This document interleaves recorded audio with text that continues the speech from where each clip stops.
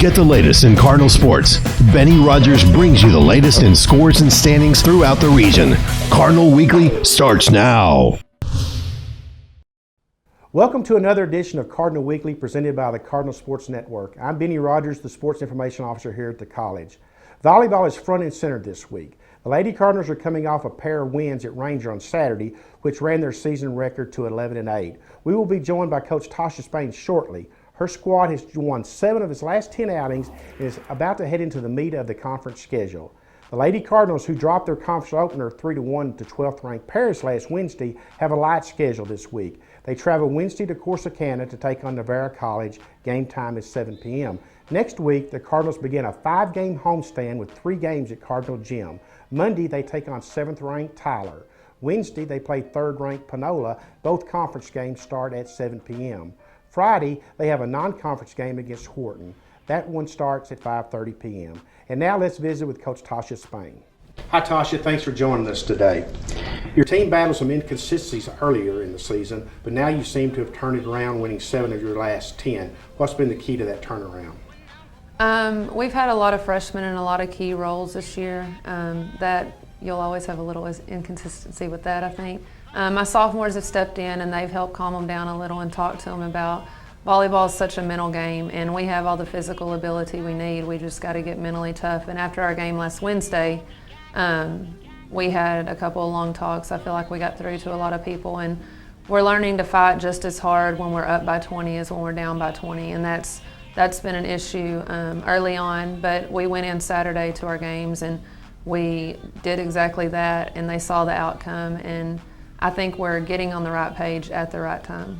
To say the least, you played a crazy schedule. I think 17 of 19 on the road, and Wednesday you're on the road again at Corsicana against Navarro. But then after that, the schedule turns around and you've got 5 straight at home, including having nationally ranked Tyler and Panola coming in here. What are your expectations for that 5-game home stretch? I'm excited to finally be at home and also have that first home game underneath us. When you bring in freshmen and you try to explain to them the craziness of Cardinal Gym, they don't really get it until they're in that atmosphere. So that was big for them, and I'm excited to finally play Tyler. We haven't played them at all this year. I'm excited to play Panola again. We love playing who the nation considers the best because we feel like we're up there, right there with them.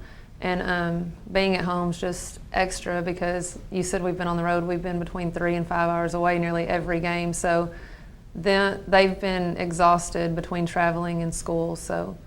And we should mention during this hot stretch that you've beaten both Panola and Paris, both nationally ranked at the time, so your ladies should not have any fear of that. We did. We beat Paris actually the Saturday before we played them on that Wednesday home game, and sometimes that can turn around and bite you, and it did us. We played amazing against them that Saturday, won a championship at a tournament, and then came here and kind of set back on our heels, and they came ready to fight. So our girls, I think, are ready for Panola, knowing they're going to come and fight just as hard as Paris did because we've already beat them once. Right.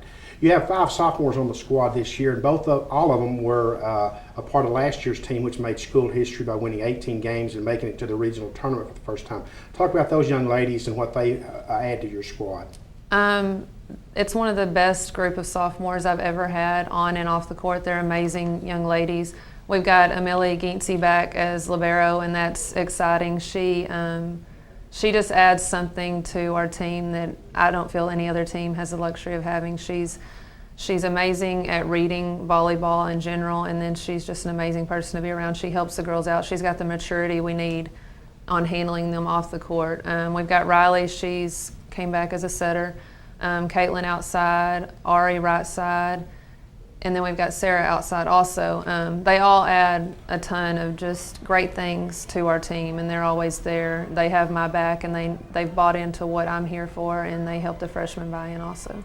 And you mentioned the freshmen. About the freshmen on the squad, how would you assess where they are at this point into their collegiate careers? I couldn't ask for anything more. They came in to 2-a-days, and usually you're ready to go crazy after that first week because they don't come in condition and they're not buying in, and they came in right away and bought in, and they came in great shape. We got to go straight into volleyball. I mean, there wasn't any downtime that we had to take away from volleyball to do extra conditioning or anything. I mean, they came in, and I couldn't ask for a better group.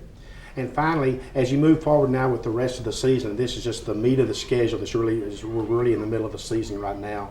What are your expectations for this team? I think we're finally hitting stride. We've been very up and down. We've had great times and we've had bad times, and I think they're learning what it takes to have more great times, and I feel like we're coming into stride at the right time. Well, Tasha, thanks for joining us on Cardinal Weekly, and we'll catch up with you later in the season as the playoffs near. Thank you. And we're having fun. In football, the Cardinals opened Southwest Junior College Football Conference action on the road Saturday with a heartbreaking 24-19 loss to the Kilgore College Rangers. After spotting Kilgore a 14-0 lead, the Cardinals fought back to have a chance to win the game in the final 2 minutes, scoring a touchdown and then recovering an onside kick. An interception with just over a minute left ended the comeback. Cardinal quarterback Ryan Polite, the conference's leading passer, had a huge game throwing the ball. He completed 35 of 50 passes for 394 yards and a touchdown. Jarvis Baxter caught 9 of the passes for 104 yards. Defensively, 3 Cardinals recorded double-digit tackles. Courtney Finney had 12, and Denarius Antoine and Joshua Pickett had 10 each. The loss dropped the Cardinals to 1-2 on the year. The Cardinals will be at home Saturday for a 7 p.m. Family Day kickoff against Cisco. It was a good Saturday for the Lady Cardinals softball team. Coach Ashley Johnson's squad went 2-1 in the Bossier Parish tournament to raise its record to 4-2-1 on the season. The Lady Cardinals defeated host Bossier Parish 3-2 and Lamar 8-3 and fell 3-2 to LSU Eunice. The Lady Cardinals are scheduled to play their home opener of the fall season Wednesday with doubleheader action against McLennan. The first game begins at 2 p.m., not 3 p.m. as originally scheduled. That's going to wrap it up for this edition of Cardinal Weekly. For the Cardinal Sports Network, this is Benny Rogers reporting.